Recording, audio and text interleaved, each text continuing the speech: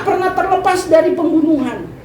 Karena kalau selama di pikiran berkata bahwa membunuh itu baik, supaya orang segan, supaya orang takut, sampai kapanpun Anda tak pancing sedikit bunuh orang. Karena pikiran. Hidup ditentukan oleh cara berpikir. Tuhan Yesus pernah bilang begini, mata adalah pelita tubuh. Jika matamu baik, terang seluruh tubuhmu. Jika matamu jahat, gelap seluruh tubuh. Anda mau jadi terang atau gelap tergantung dari cara kau menilai dan memandang. Semua ada di sini. Amin. Amin. Kamu tinggal di dalam hati, dan firmanku tinggal di dalam kamu. Minta apa saja yang kamu kehendaki. Jadi kalau Anda mau sukses, mulai mungkin bertolak dari sini. Oke lah, siapa sih yang gak pernah punya masa lalu yang kelam?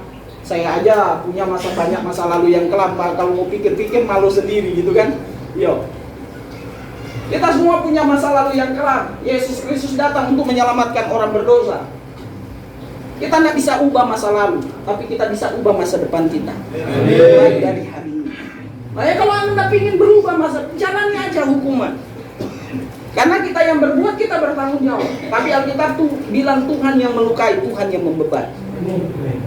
Tuhan yang memukul, dia pasti bisa menyembuhkan kembali. Yang terpenting adalah, mari kita belajar iman itu harus diresponi melalui apa? Persekutuan kita dengan firman Tuhan. Lakukan, bertahan. Bukan masalah apa kita nggak mampu, bukan masalah mampu atau tidak, tapi semua bergantung dari Anda mau atau tidak. Saya yakin kita semua tidak mampu, saya tidak mampu melakukan firman Tuhan. Tapi ketika kita punya kemauan, Tuhan kasih kita kemampuan. Amin. Tuhan kasih kita kekuatan untuk melakukan. Amin. Amin. Oleh sebab itu, pastikan di masa depanmu berubah. Cuma satu saya mau bilang, menutup khotbah saya. Jangan sampai Anda percaya sama Yesus, tapi nanti kemudian Anda akan kecewa dengan Yesus karena Anda akan mengakhiri hidupmu dengan penyesalan. Karena kok kenapa so percaya Yesus tapi tidak berubah?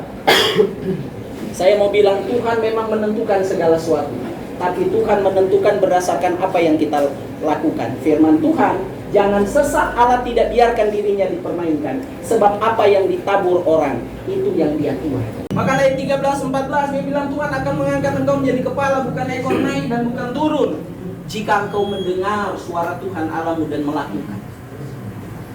Dalam artian begini, bahwa Tuhan telah berjanji bagi kita untuk mempromosikan kita. Saya sudah bilang begini, contoh sederhana, bahwa kita ini anak Tuhan.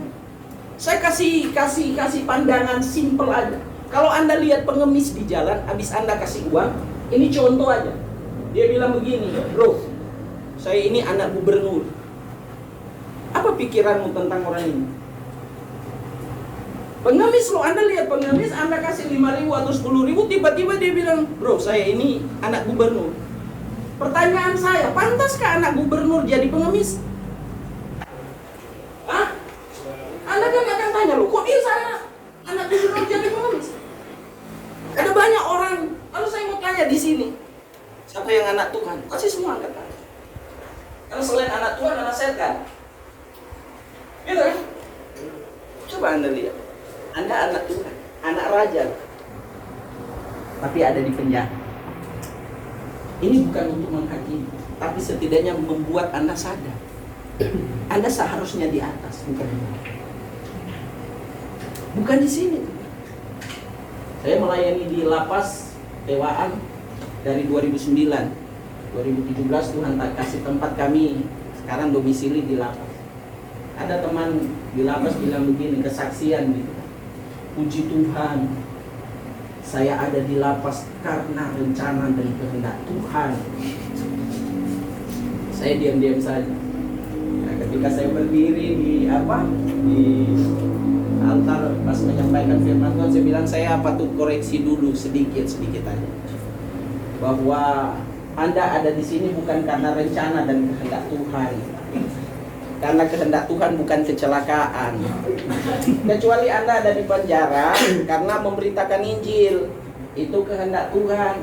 Kalau Anda di penjara karena pancuri, kok bilang kehendak Tuhan? Kita lebih bingung. Loh? Sama ada setan bilang begini, Tuhan kita kecewa dengan manusia. Tuhan bilang jam bicara nggak kita, yang bikin jaga pedorang. Begini kok Tuhan, dengar dulu. Kita kan lebih guru, orang belajar pancuri, baleo, semua dong belajar kita. Man, apa-apa kita yang dong kambing hitam kan? Maksudnya, coba Tuhan lihat, kita so cek tuh bapak sana. Tiap minggu dia check up ke dokter. Dokter so bilang, bapak hipertensi, kalau makan hati-hati, minum nih obat, pokoknya jangan dulu makan airway. Malah kalau dia pi acara, dia ada mertua di sini, dia taruh dulu air yang ketika di sekolah, di kelas, anak SD. Ya, mereka coba menggambarkan tentang apa ya?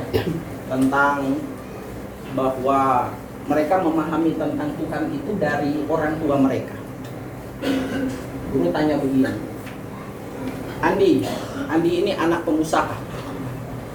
Menurut kamu Tuhan itu seperti apa? Tuhan itu ibu seperti pengusaha. Maksudnya dia memberkati kita. Dia yang memberi semua yang kita perlukan, dia yang mencukupi. Boleh. Ditanyalah semua. Mereka jawab berdasarkan apa yang mereka lihat dari orang. Tiba-tiba ada satu anak pemulung. Terus ditanya, terus kamu terakhir, menurut kamu Tuhan itu seperti apa? Karena bapaknya pemulung, dia bilang Tuhan itu seperti pemulung. Semua tertawa, rame. Teman-temannya tertawa karena pikir, kok masa Tuhan pemulung? Kenapa kamu bilang Tuhan seperti pemulung?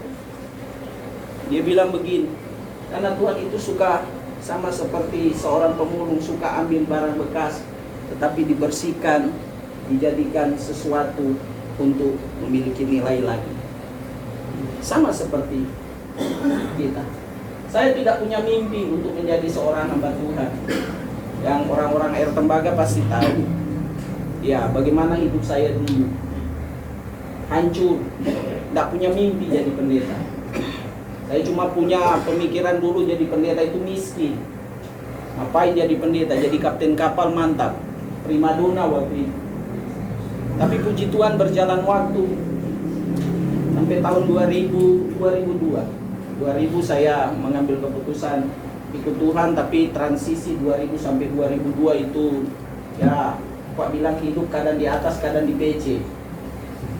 Desember di PC, tengah tahun balik sama Tuhan di atas. 2002 mulai sepenuhnya hidup dengan Tuhan. Dan Tuhan mulai terus bawa. Dan hari ini menikmati.